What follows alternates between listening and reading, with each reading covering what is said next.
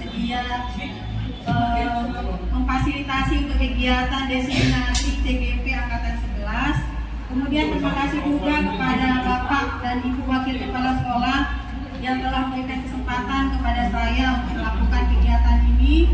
Kemudian terima kasih juga kepada Bapak Ibu hebat SMA Batu Lembar yang luar biasa, yang pada hari ini, siang ini ya, masih berkesempatan untuk datang menemani, mendampingi saya selaku CGP Angkatan 11 di tempat yang berbahagia ini ya. Saya ucapkan terima kasih dan luar biasa buat kita semua. Oke. Hari ini sesuai dengan agenda kegiatannya adalah diseminasi modul 1.4 budaya positif oleh saya sendiri, Ilhan Yatul Aini, CGP Angkatan 11. Luar biasa.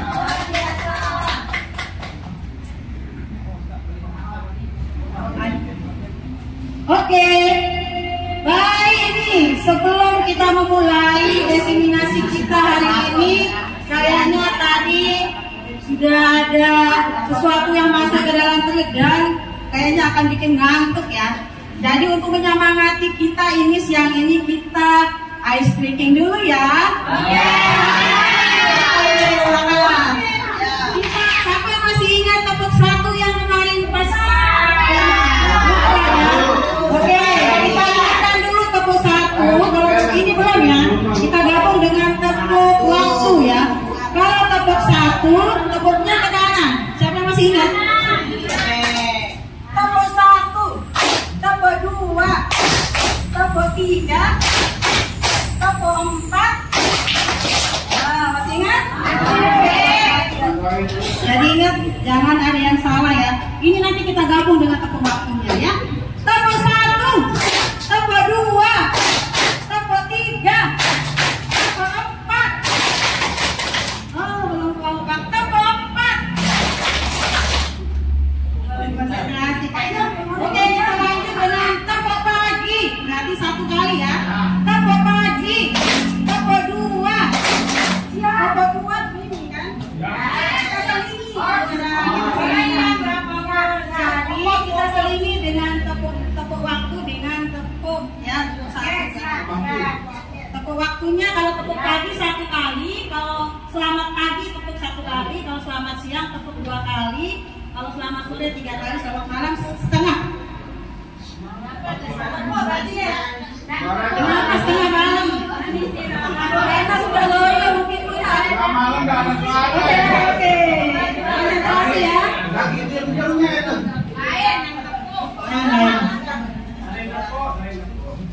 Kita pakai tepuk pagi aja ya, jangan selamat ya. Tepuk pagi, tepuk sore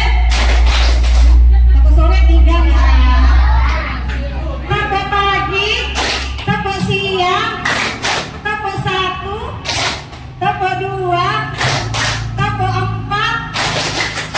Alhamdulillah sudah semangat ya ya. Ya oke.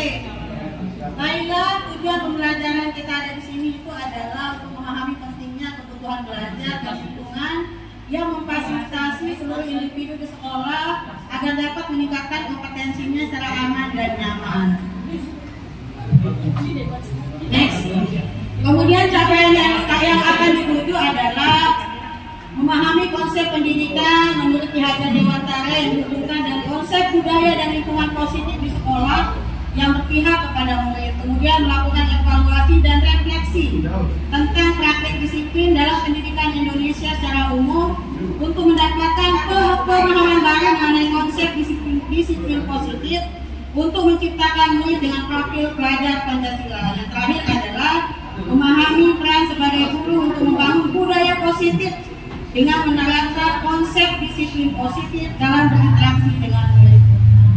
Next. Jadi konsep inti budaya positif yang akan kita bahas di sini adalah ada 8 ya. Yang pertama adalah perubahan paradigma belajar, yang kemudian yang kedua disiplin positif, yang ketiga nilai-nilai kebajikan, keempat kebutuhan dasar manusia, yang kelima teori motivasi hukuman dan penghargaan, yang keenam posisi kontrol guru, ini ada 5 ya. Kemudian yang ketujuh keyakinan kelas, yang terakhir adalah segitiga restitusi. Perubahan paradigma belajar. Oke, mungkin saya minta Bunda Rasana, kita simulasi dulu Bunda. Apa di sana? Bunda, saya ingin mengamanatkan suatu kepada Bunda, jangan sampai ada yang mengambil. Silakan dipegang, hadap dipegang. Kemudian dikepalkan. Nah, ketika datang kepal satu. Oke, ketika misalkan Pak Yon dengan berusaha ingin mengetahui apa yang saya tadi amanahkan kepada Bunda Hasana, dengan segala cara membujuk, merayu, kemudian sampai mengasih uang mungkin ya. Bagaimana sikapnya Bunda Hasana? Bagaimana Pak Yon? Akan berusaha sekuat tenaga ya, sehingga Bunda Hasana mau melepaskan kepalanya, betul nggak? Nah ini ada, oke, kaitannya dengan ini apa?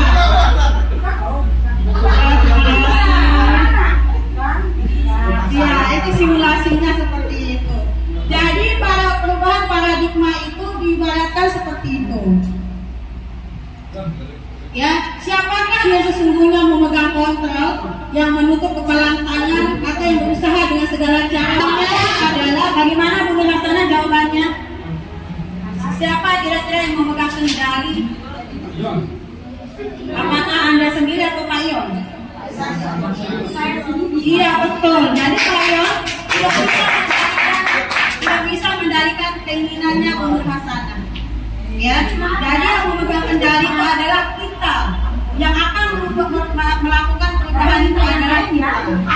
Ya, nah ini menjadi dasar dari paradigma pembelajaran yang ada pada teori yang dikemukakan oleh William Glasser, gitu ya. Oke, apa sih yang sebetulnya yang diinginkan? Kalau dulu paradigmanya stimulus respon, kita mencoba mengubah orang berpandangan sama dengan kita. Ya, dengan berbagai cara mungkin kita paksa, ini loh opini saya, gitu ya. Kemudian pada paradigma yang baru itu adalah kita akan memahami pandangan lain, ya, tentang dunia ini, kita bahwa kita berbeda, gitu ya. Pandangan kita beda. Kemudian yang kedua, perilaku yang tidak baik itu dilihat sebagai suatu kesalahan. Tetapi kemudian kalau teori ini mengatakan, paradigma baru ini mengatakan bahwa semua perilaku itu memiliki tujuan. Orang melakukan sesuatu itu pasti punya tujuannya. Kemudian selanjutnya orang lain juga bisa mengontrol saya kayak tadi. Tetapi pada teori ini tidak bisa, kita lah yang memegang kendali diri kita. Kemudian selanjutnya bisa ini ya, saya bisa mengontrol orang lain sampai modelnya adalah berpikir menang dan kalah. Tetapi pada teori kontrol ini kita itu berpikirnya menang-menang, tidak ada yang kalah. Karena setiap orang itu melakukan suatu tindakan itu ada tujuannya didasarkan pada kebutuhannya masing-masing. Ya, next. Nah, yang kedua yang ada pada budaya positif ini adalah tentang disiplin positif. Oke, apa sih disiplin? Apa sih disiplin di saya? Disiplin itu tepat waktu. Oke, disiplin itu tepat waktu. Oke, bagaimana kita membuat murid kita disiplin? Siapakah yang bisa mendisiplinkan? Apakah guru yang bisa mendisiplinkan? Ataukah kepala sekolah? Atau bahkan anak itu sendiri yang belajar untuk mendisiplinkan? Mana yang tepat? Sebut ya, jadinya itu adalah komitmen ya.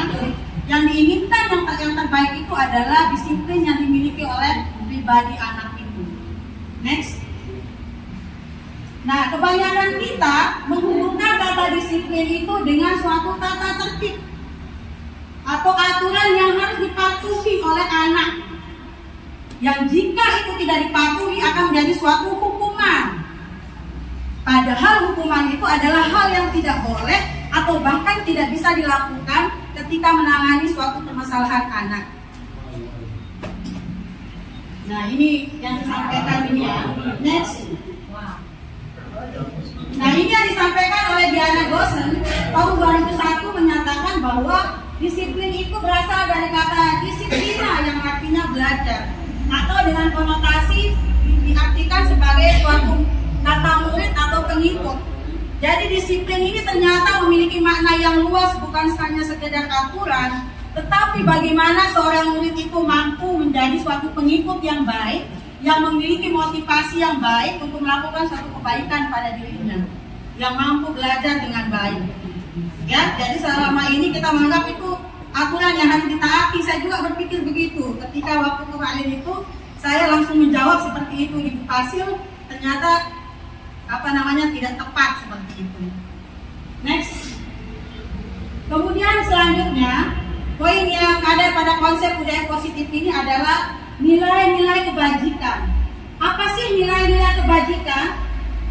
Nilai kebajikan itu adalah sifat-sifat positif yang merupakan tujuan mulia yang ingin dicapai oleh individu.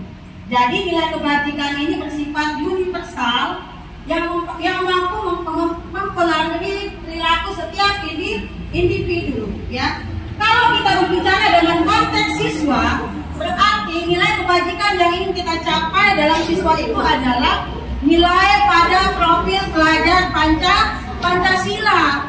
Ya, jadi ada 6 nilai kebajikan yang ingin kita capai, yaitu nilai yang ada pada profil pelajar Pancasila. Yang pertama apa, Bapak Ibu?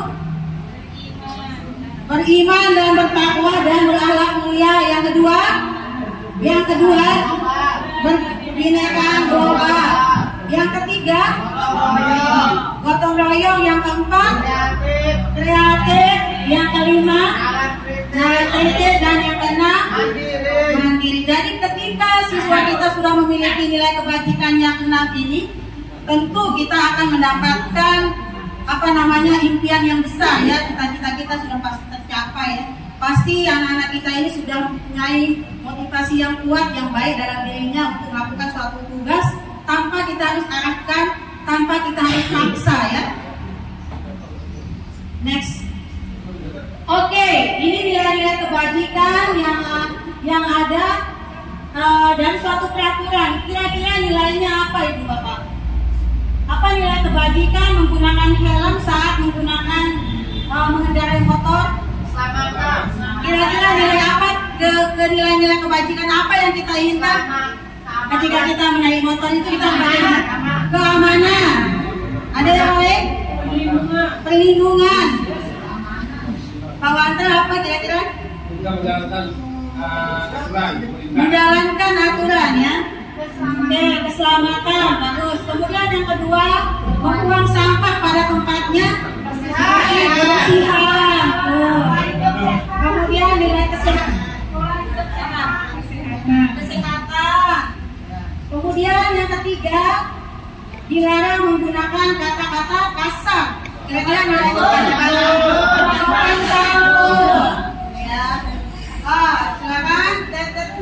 Oke, jadi betul Bapak Ibu, ya. Jadi nilai kebajikan yang ingin diharapkan dari peraturan yang sudah ada itu adalah ini, ya.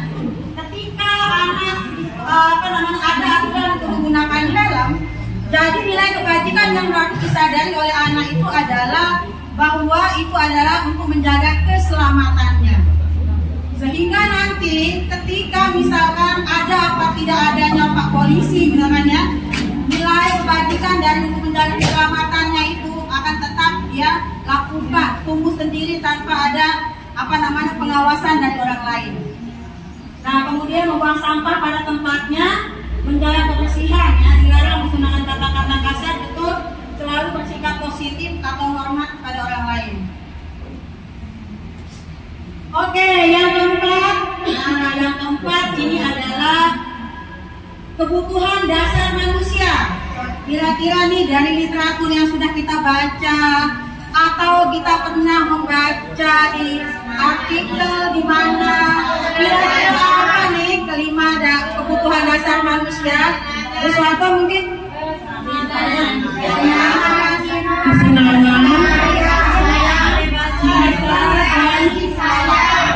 kasih sayang, kebebasan, apa ini, ya?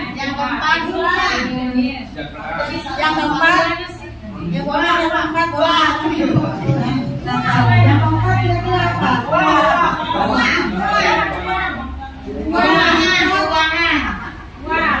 Yang keempat, nah ini Pak Guru hebat nih, yang keempat.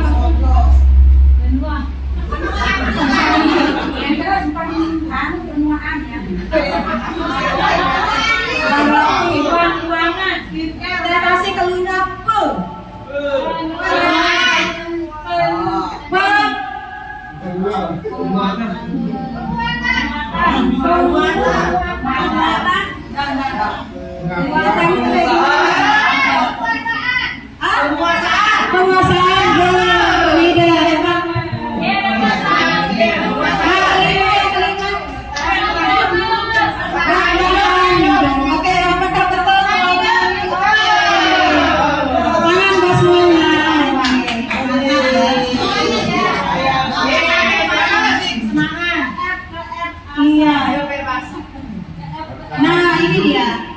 kebutuhan dasar manusia itu ya ada 5 ya. Ini menurut kuliah ada juga katanya menurut ahli lain ya, tapi di pendidikan di modul 1.4 ini diambil pendapatnya si William, Bapak William. Yang pertama mungkin bertahan hidup. Bapak William, bertahan hidup gimana pun menurutnya? Bertahan hidup bagaimana? Bertahan hidup kebutuhan dasar.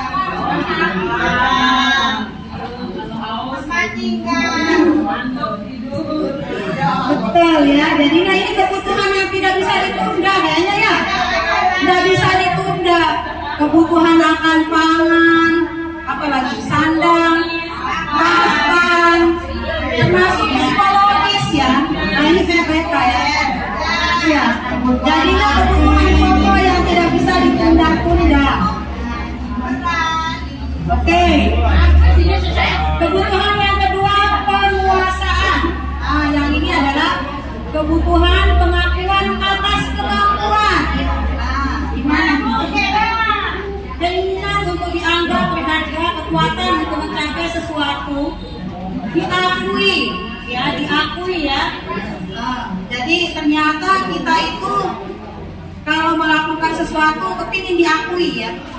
Diapresiasi. Kemudian yang ketiga, kesenangan. Kesenangan gimana maksudnya? Apa hobi? Iya, pergi ke healing. Iya, jadi ini kaitannya dengan hobi mungkin ya. Kesenangan.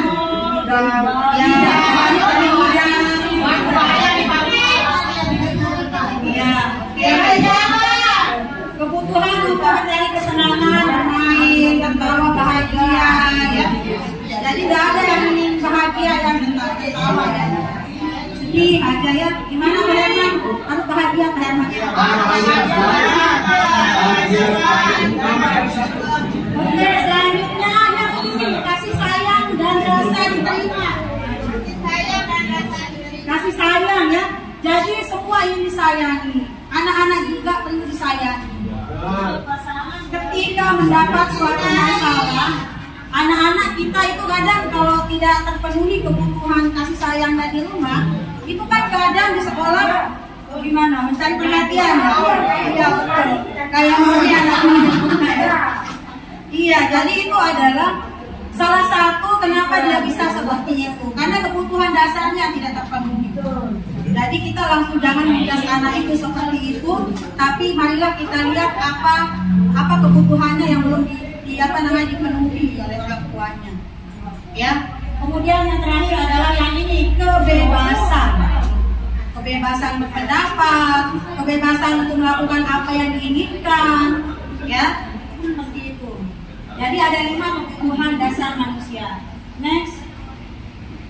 Oke, yang kelima itu terkait dengan teori motivasi, hukuman, dan penghargaan. Yang ini konsep yang ada pada budaya positif. Oke, pertanyaan tematiknya, silakan. Hukuman dapat mendisiplinkan anak. Tidak? Sepakat tidak? Tidak. Betul, Pak Holly.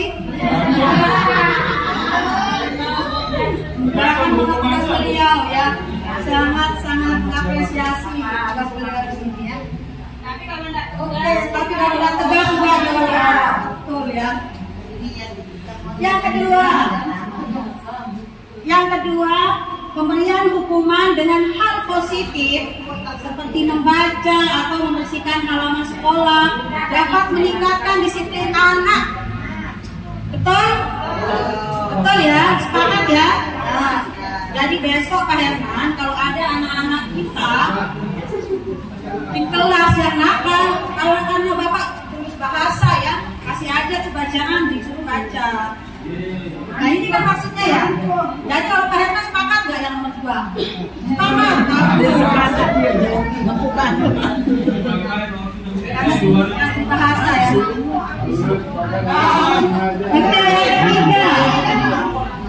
Nah, yang ketiga, memberi penghargaan dapat meningkatkan motivasi belajar anak. Apakah betul? Tidak setuju, kenapa Pak Robi? Karena memberikan penghargaan untuk pelajar sekarang, maka membuat anak itu biasa berharap saat itu tidak diberikan, maka motivasinya akan hilang. Ya, ini memang CGP kita ini hebat. Nanti kita akan bahas. Ya, yang saya memang ya. Habis ini nanti kopi ya. Jelas lama. Oke, lanjut Pak next. Baik, jadinya yang akan dibahas pada poin yang kelima ini, yang pertama adalah teori motivasi perilaku manusia. Ternyata orang berperilaku, anak didik kita mungkin berperilaku, ini ada 3 teori motivasinya. Yang pertama, melakukan sesuatu akibat ketidaknyamanan atau takut hukuman. Jadi anak datang misalkan tidak melakukan, takut tidak mendapatkan nilai bagus, kemudian takut nanti mungkin akan di jalan mungkin ya Pak ya. Nah ini adalah salah satu motivasi anak untuk melakukannya. Dan ini adalah motivasi yang berasal dari luar atau ekstrinsik dari anak, dari anak. Kemudian yang kedua, anak melakukan sesuatu atau kita itu untuk mendapatkan pujian atau penghargaan, ya. Jadinya ini berasal dari motivasi eksternal atau ekstrinsik yang yang tadi dikatakan Pak Obi itu ya adalah sesuatu yang kelihatannya kita lakukan baik, tetapi ternyata itu tidak baik, Bapak Ibu ya. Ternyata itu ada efek dari itu.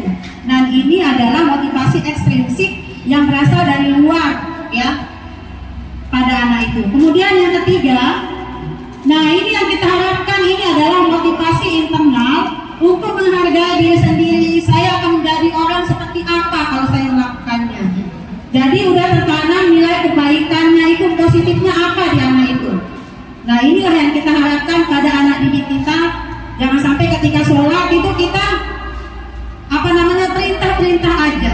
Ya, ini adalah motivasi internal yang ingin kita tanamkan supaya itu menjadi keyakinan bahwa saya butuh sholat. Next, Obi. Oke, ini katanya Ki Hajar Dewantara, merdeka itu artinya tidak hanya terlepas dari perintah, tetapi juga cakap buat memerintah diri sendiri. Jadinya kita bisa memerintah diri kita sendiri ya. Selanjutnya, nah ini dia hukuman dan konsekuensi. Jadi hukuman adalah bentuk sanksi yang diberikan sebagai akibat langsung dari tindakan melanggar hukum atau aturan. Biasanya bersifat negatif yang tujuannya menghukum pelaku, contohnya teguran atau penurunan nilai. Sedangkan konsekuensi adalah akibat tindakan yang dilakukan dalam pendekatan disiplin positif. Konsekuensi lebih berfokus pada pembelajaran daripada hukuman. Tujuannya adalah membantu murid memahami dampak dari tindakan apa yang telah dilakukan supaya mereka punya pilihan yang lebih baik ke depannya. Nah ini perbedaannya ya. Kemudian nah ini dia, kalau hukumannya itu adalah salah satunya di sini membuat anak sakit fisiknya, hatinya, karena menghukum dengan paksa melakukan sesuatu. Nah ini membekas dalam dirinya, ya. Misalkan tiba-tiba anak itu sampai luka-luka atau apa gitu ya. Nah kemudian konsekuensi, kalau dikonsekuensi membuat anak merasa tidak nyaman dalam jangka waktu pendek, tetapi akibatnya dalam jangka panjang akan lebih baik dibanding hukuman. Nah kemudian ini ya, yang ini yang paling penting ya, hukuman itu akan membuat anak marah, merasa bersalah, dipermalukan, merasa tidak dihargai. Kita mungkin sering menjumpai yang ini ya.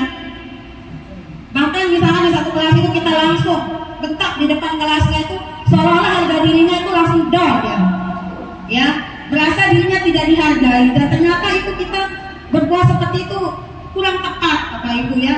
Kadang-kadang kita sebagai guru juga lepas kontrol ya melihat perilaku anak didik kita ya.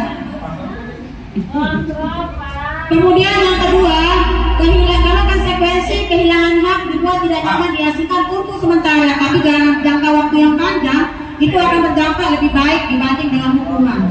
Oke, next. Oke, yang ini biar pas. Apakah tindakan di bawah ini termasuk hukuman atau konsekuensi? Silakan yang nomor 1. Silakan. Oh, tidak bisa baca ya? Saya bantu boleh lihat. Apakah tindakan di bawah ini termasuk hukuman atau konsekuensi?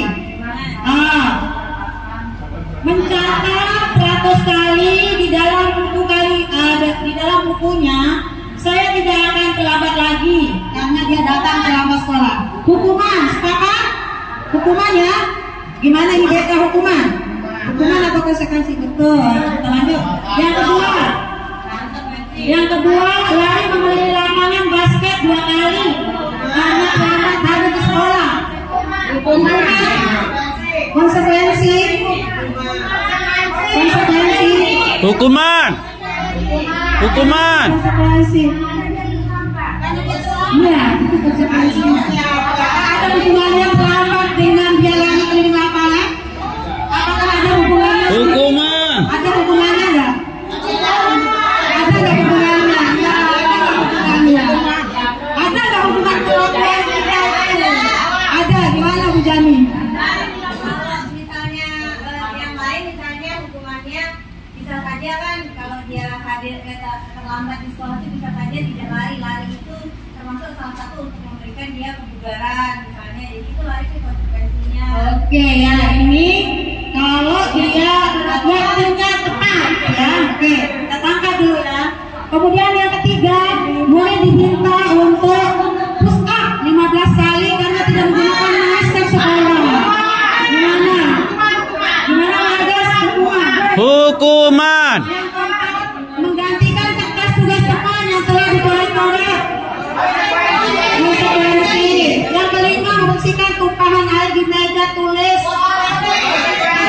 Yang keenam, diminta untuk mengenakan sepatu seharian di sekolah karena tidak menggunakan sepatu hitam. Hukuman. Gimana gunanya hukuman? Nah yang kelima, yang terakhir, lari mengelilingi lapangan basket 2 kali karena terlambat 10 menit untuk pelajaran PJOK. Konsekuensi. Mungkin ini yang sudah bicara tadi ya. Nah ini jawab ya. Nah boleh. Iya, ternyata ini perbedaannya apa yang ini dengan yang ini? Lari mengelilingi lapangan basket 2 kali dengan lari mengelilingi lapangan basket 2 kali. Ada pelajaran PJOK. Jadi mungkin nih anak-anak yang lain sudah lari keliling lapangan kan, dia terlambat. Akhirnya disuruhlah dia untuk sebagai konsekuensinya dia lari dulu baru ikut kegiatan belajar PJOK. Begitu ya Bapak Ibu ya. Ya, sekarang semuanya. Oke, supaya lebih semangat kita tepuk semangat dulu ya. Tepuk semangat.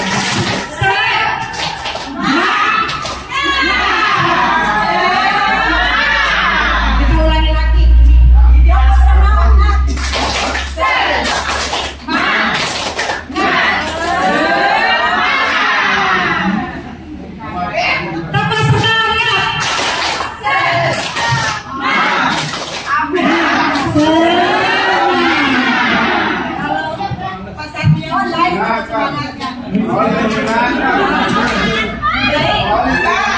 ada masalah Pak, yang penting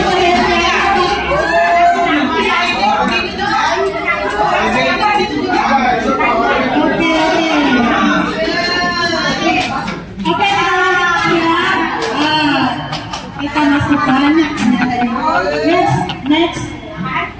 Nah, ini dia dihukum dengan penghargaan. Ternyata kok bisa kita dihukum dengan penghargaan? Ternyata apa yang kita lakukan dalam memberikan anak penghargaan itu adalah sesuatu yang tidak tepat. Saya di modul ini baru menyadari hal itu karena saya sendiri di kelas kalau ada pembagian hadiah, pembagian rapot itu selalu memberikan hadiah. Ternyata pernah suatu ketika anak buah saya, si Sulis itu mengatakan, Bu, kenapa yang juara aja dikasih hadiah? Bagaimana kami ini yang tidak dapat hadiah dong, tidak ada kami dapat. Nah, sebelum saya pelajari modul itu, saya berpikir dulu betul juga apa yang dikatakan. Ternyata kita harus memberikan apresiasi kita lebih itu kepada anak yang untuk berkembang supaya dia lebih meningkatkan motivasinya. Ya, makanya di sini ini saya mempelajari ini ada gambaran tentang ternyata kalau kita memberikan penghargaan itu dihukum penghargaan. Ternyata konsep yang saya jalankan ini ada kekeliruan. Oke. Tadi ya. Ternyata ada pengaruh jangka pendek dan jangka panjang. Kemudian penghargaan tidak efektif, penghargaan mematikan kreativitas, penghargaan menurunkan kualitas, penghargaan mengurangi ketepatan, dan penghargaan merusak hubungan. Oke, saya sangat kemarin ini refleksi saya pada poin penghargaan merusak hubungan. Ternyata dengan kita memberikan penghargaan kepada anak itu memunculkan perasaan yang tidak baik kepada anak yang lain yang kayak tadi kasusnya itu ternyata mengumpulkan ada ini yang tidak kita ketahui gitu. Sehingga anak itu ada keselip bahwa anak itu saja yang kita perhatikan. Ya seperti itu. Iya siap bagus nanti. Kemudian pengaruh jangka panjang dan jangka pendek.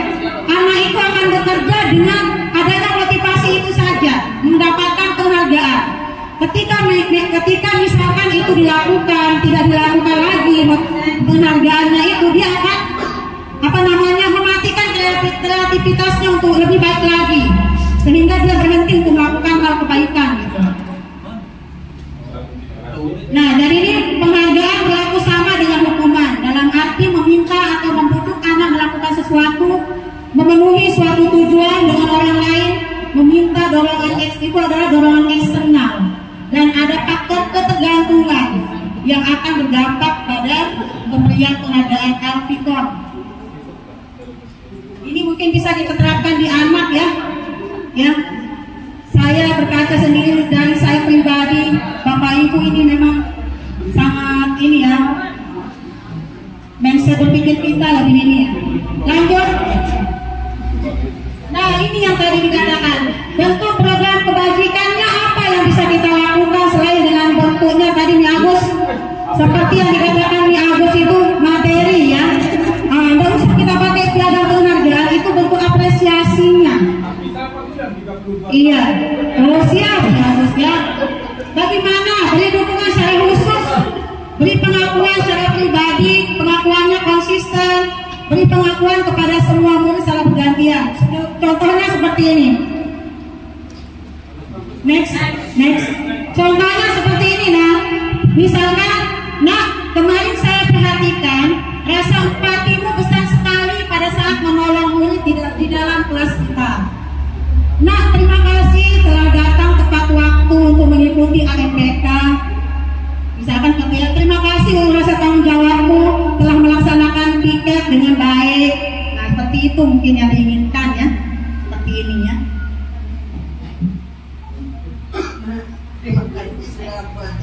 Next. Oke, yang ini ya, masih ada ini. Masih sabar Bapak Ibu ya. Pertama adalah penghukum. Nah, yang kedua pembuat rasa bersalah. Yang ketiga teman. Yang keempat pemantau. paling tinggi dan idealis banget ya, yaitu adalah manajer ya. Nah, kita ada di posisi mana ya? Oke, next. Nah, ini dia perbedaannya apa? Oke, pada posisi penghukum atau pembuat merasa bersalah itu adalah identitas gagal, Bapak Ibu. Oke. Nah, ini aja. Oke, ini identitas gagal. Kenapa dikatakan identitas gagal? Karena motivasinya berasal dari luar juga. Oke. Baik, di sini pada penghukum ini gurunya melakukan menunjuk-nunjuk. Guru menunjuk-nunjuk. Nah, kemudian kalau pada pembuat rasa bersalah, gurunya mengatakan ibu kecewa sama kamu nak. Kenapa seperti ini? Sehingga membuat anak itu terkesan salah gitu. Nah, kalau pada posisi teman, membuatkan alasan untuk murid-muridnya. Ayo, lakukanlah untuk ibu, berikan yang terbaik. Ya. Kemudian kalau pemantau ini mengacu kepada peraturan yang telah dibuat. Misalkan ada anak yang tidak menggunakan sepatu warna hitam, ayolah nak, kira-kira sepatu kita warna apa aturan sekolah kita. Jadi dia memflashback aturan sekolah, ya. Nah, ini yang posisi manajer ini adalah posisi yang paling tinggi.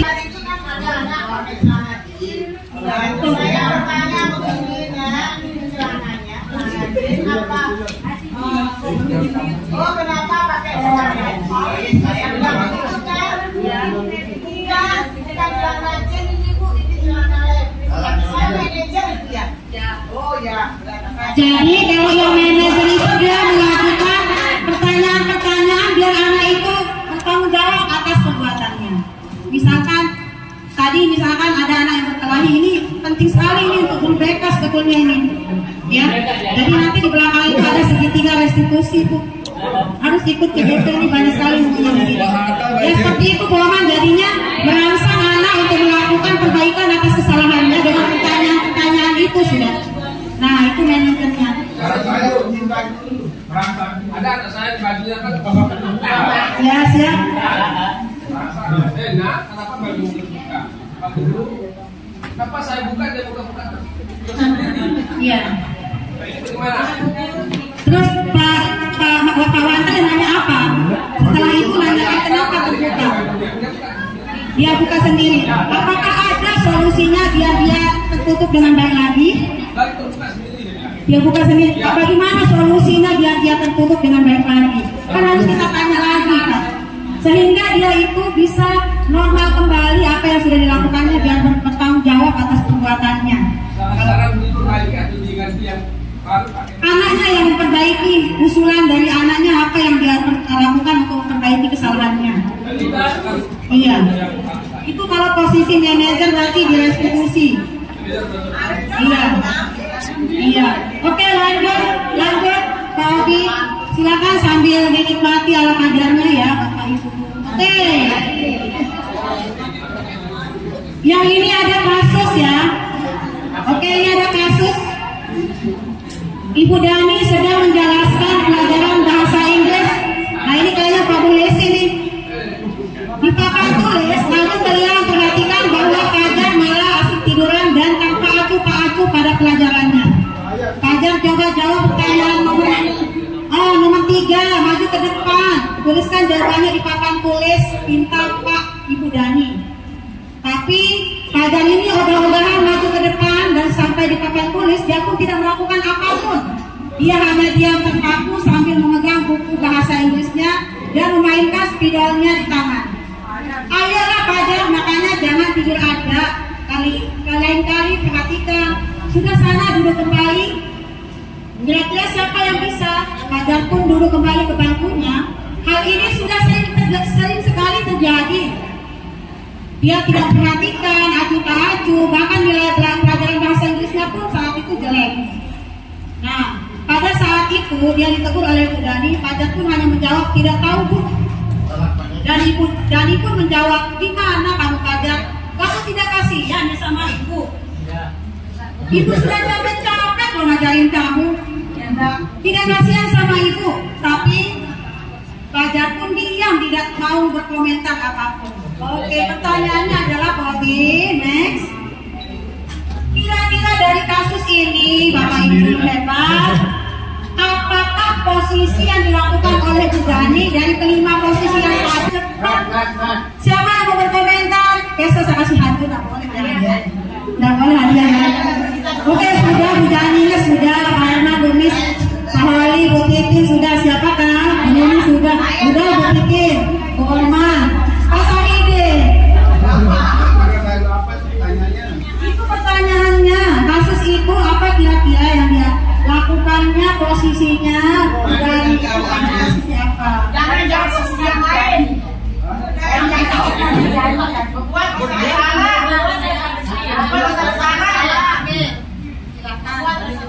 Membuat dosa bersalah karena sudah melakukan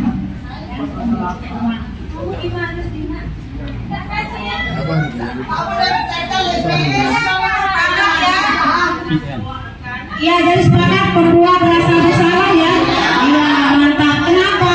Tadi redaksinya ya. Ada satu tipsnya ketika kita ingin membedakan antara pembuat rasa bersalah dengan temani itu ya. Kalau temani itu lebih meramah ya, lebih merangkul ya, sehingga lebih ada efeknya untuk anak. Kalau ini Fajar itu acuh jadinya, karena dia dituntut hanya membuat dia bersalah aja tanpa ada spesifik dari apa yang dilakukan, sehingga Fajar itu lebih baik diam kan. Oke Bu, betul ya, ini dari kasusnya ini adalah pembuat rasa bersalah. Next, Bobby. Oke, 31 ya. Keyakinan kelas ini adalah sifat-sifat positif yang ingin dicapai oleh individu ya. Sama dengan tadi nilai-nilai kebajikan yang tadi ya. Dengan mengaitkan nilai kebajikan ini, maka akan didapatkan anak didik yang memiliki profil pelajar Pancasila. Next, Bobby. Oke, mengapa tidak peraturan saja? Mengapa harus keyakinan kelas? Kira-kira Pak Guru Wali gimana nih? Mengapa kita memiliki peraturan harus menggunakan helm bila mengendarai kendaraan roda 2? Kenapa kita tidak sebut aja peraturan saja, Pak Guru? Kenapa kita tidak sebut peraturan saja? Kenapa harus keyakinan kelas?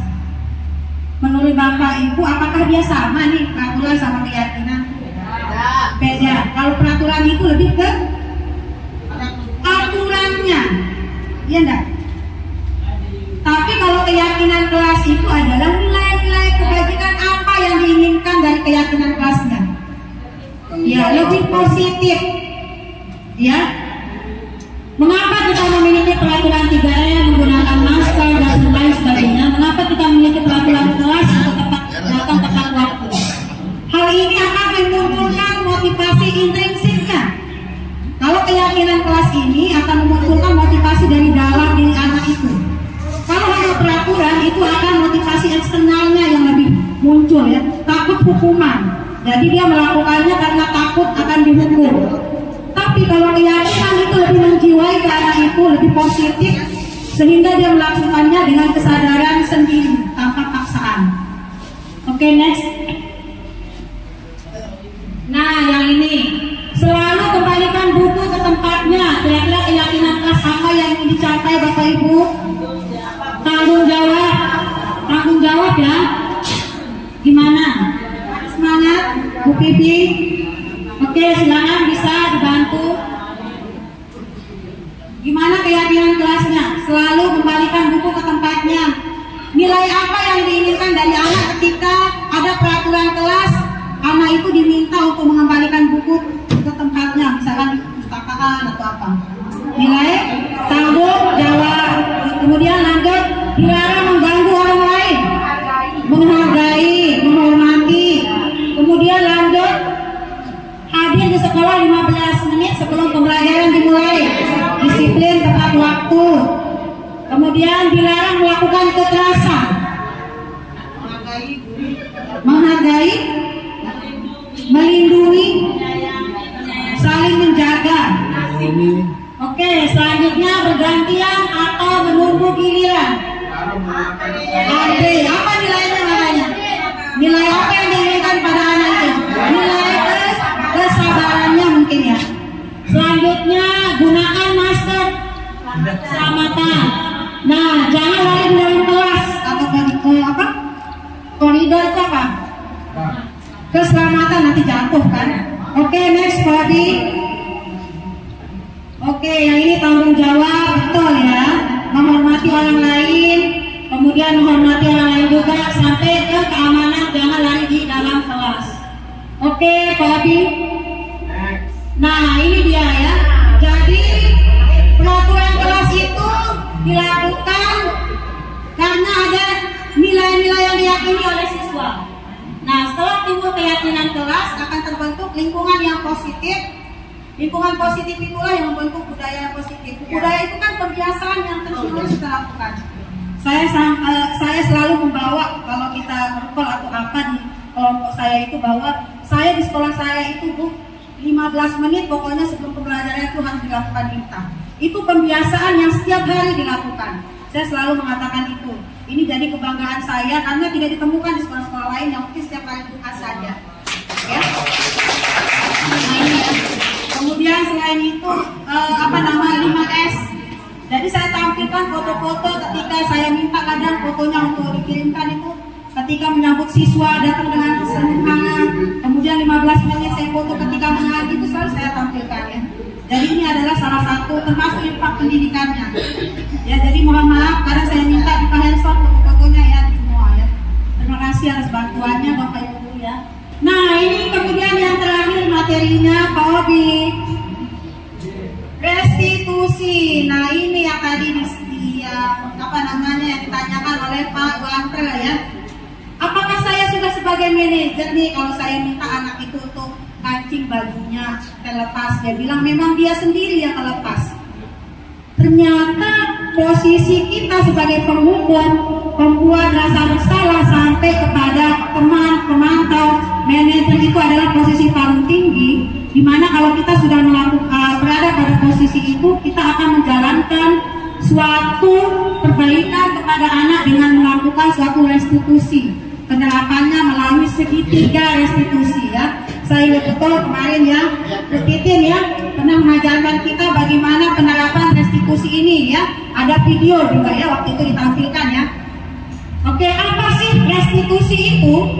Nah, ini adalah kondisi untuk menciptakan yang untuk memperbaiki kesalahan siswa atau siapapun ya, sehingga mereka bisa kembali kepada kelompoknya dengan karakter yang lebih kuat.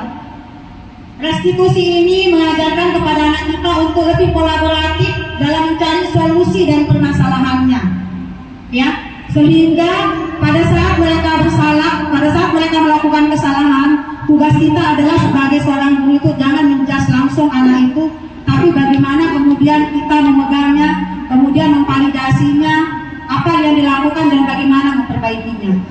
Next, Bobby. Oke, sekarang ini ya ada 9 ciri-cirinya ya.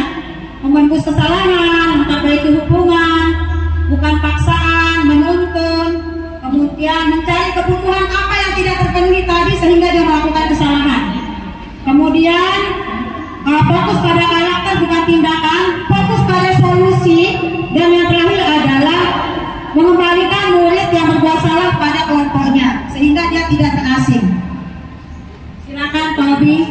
Nah, ini dia segitiga restitusinya. Kamu tentunya punya alasan melakukan ini. Langkah yang pertama adalah menstabilkan identitas Puswatur. Ini Bu Mobailur Hayati. Setiap orang pasti melakukan kesalahan. Kamu bukan satu-satunya yang melakukan ini. Nah, setelah itu kita validasi kebutuhannya. Kenapa dia bisa melakukan seperti itu? Apa yang mendorong dia melakukan seperti itu? Nah, akhirnya nanti kita menanyakan keyakinannya, bagaimana apa yang akan dilakukan untuk memberikan solusi atau keyakinan apa yang akan diberikan. Next, Pak. Robi? Ya, ini dia ya. Oke. Next. Fahri. Nah, ini validasi kebutuhan. Kemudian next. Selanjutnya, nah coba nggak apa-apa ya ibu-ibu ya, mohon maaf ini kalau nggak bagus videonya. Tapi saya mencoba untuk belajar ya. Nanti mungkin ada peneliti. Oke, mungkin Bagus sekali. nggak kedengeran ya, tapi suaranya iya, mohon maaf karena ini yang penting kondisinya di situ aja yang penting pagi. Nah, ini adalah salah satu penerapan segitiga restitusi yang saya sudah lakukan ini. Ya, suaranya.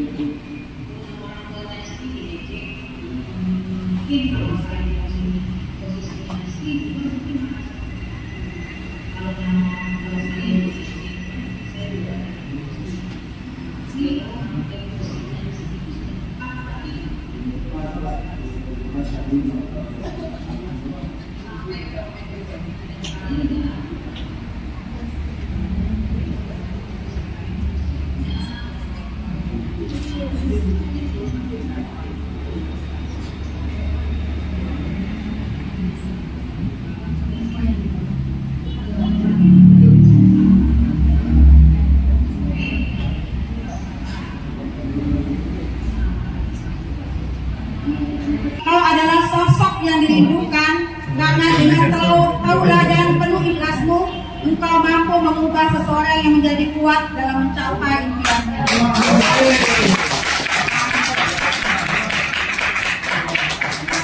atas perhatian Bapak Ibu guru hebat. Mohon maaf telah menyita waktunya. Terima kasih banyak. Sekian dari saya. Assalamualaikum warahmatullahi wabarakatuh.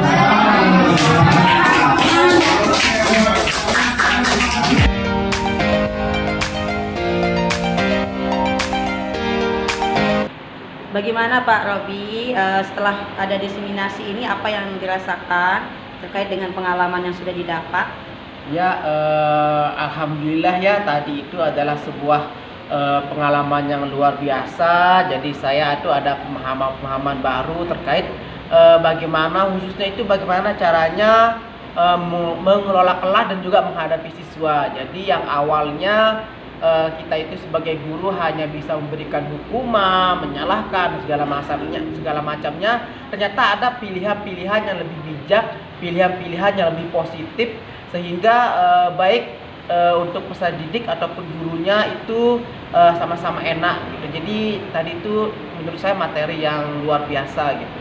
Ya mungkin depannya sering-sering lah ada materi-materi seperti ini gitu. Itu saja mungkin Bu Guru ya. Terima kasih Pak Robi. Ya.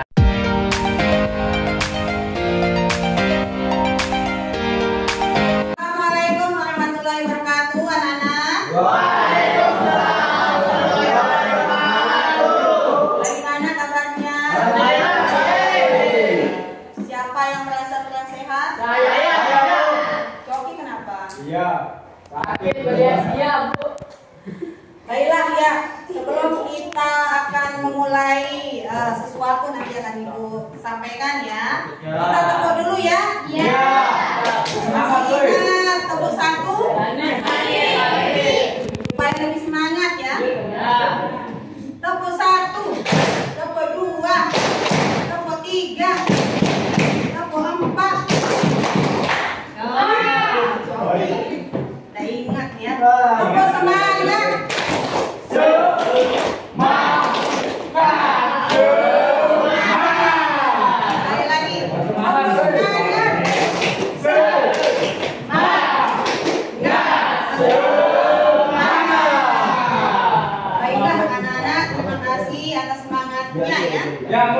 Kayaknya sudah pada melek semua ya. Semangat ya.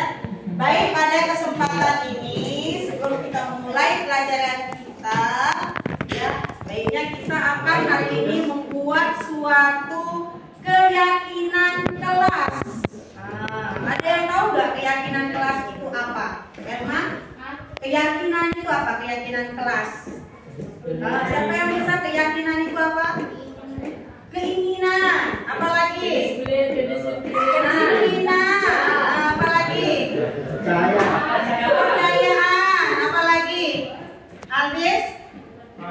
Keyakinan kelas itu tadi udah dilihat sama Erma, sama ya. Oke, kalau di sekolah kita ini ada namanya peraturan ya? Ada. Aturan ada? Ada. Sekarang kita akan membuat suatu keyakinan di mana keyakinan itu adalah nilai-nilai yang diyakini oleh kita, ya, yang menjadi motivasi kita untuk berbuat yakin akan apa yang kita lakukan. Jadi lebih tepatnya adalah keyakinan kelas, ya. Kalau peraturan itu nanti keterpaksaan untuk melakukannya. Kenapa? Karena dituntut untuk melakukannya, ya. Tapi kalau atas dasar pribadi, nilai-nilai yang diyakininya, maka itu disebut dengan keyakinan kelas. Contoh begini, Ibu gambarkan seperti ini ya. Sebelum kita mulai nanti kita buat keyakinan kelas. Misalkan, kenapa kita harus menggunakan helm ketika berkendara? Kenapa? Biar kenapa? Biar selamat, betul? Waktu COVID Biar nggak ditilang. Oh, biar nggak ditilang. Waktu COVID dulu kita juga harus menggunakan masker, betul? Kenapa harus menggunakan masker? Biar nggak tertular. Atau ada nilai yang kita yakini itu adalah nilai kesehatan. Tadi kalau yang pakai motor berarti nilai keselamatan dan keamanan kita. Nah, jadi ketika itu sudah muncul dalam diri kita anak-anak, otomatis kita akan meyakini dan melakukannya atas dorongan sendiri. Ya, contohnya Ibu gambarkan seperti ini. Misalkan kelas kita ini kita ingin yang rapi, yang bersih. Tetapi kalau buang makanan dibuang sembarangan aja. Misalkan Aldis minum es dibuang. Kenapa saya, Bu? Nah, misalkan ya, misal Aldis. Oke, misalkan Kakak lagi makan cilok yang ada sausnya dibuang. Nah, ternyata nanti ada yang nginjek, ternyata kepleset. Nah, jadi nilai keyakinan apa yang akan yang dimiliki dari perbuatan itu adalah apa? Menjaga kebersihan. Kalau kita menjaga kebersihan, berarti kita yakin bahwa apa? Kita akan menjaga kebersihan, tidak membuang sampah sembarangan. Seperti itu ya. Misalkan apa lagi contohnya? Contohnya apa pada saat ujian? Apa yang kita yakini? Tidak boleh mencontek. Nah, berarti nilai apa yang di sana yang ingin kita tanamkan? Nilai kejujuran. Ya, berarti kalau kita sudah yakin akan pentingnya kejujuran, berarti kita tidak akan mencontek. Bisa dipahami anak-anak? Bisa. Jadi selain peraturan yang ada di kelas di sekolah kita, tata tertib, Ibu inginkan sekarang kita membuat suatu nilai-nilai yang kita yakini sehingga kita akan sepakati sebagai keyakinan kelas kita. Oke ya? Ya, Bu. Jadi nanti apa saja yang anak-anak semua inginkan, silakan nanti Ibu akan bagikan stick note-nya dituliskan.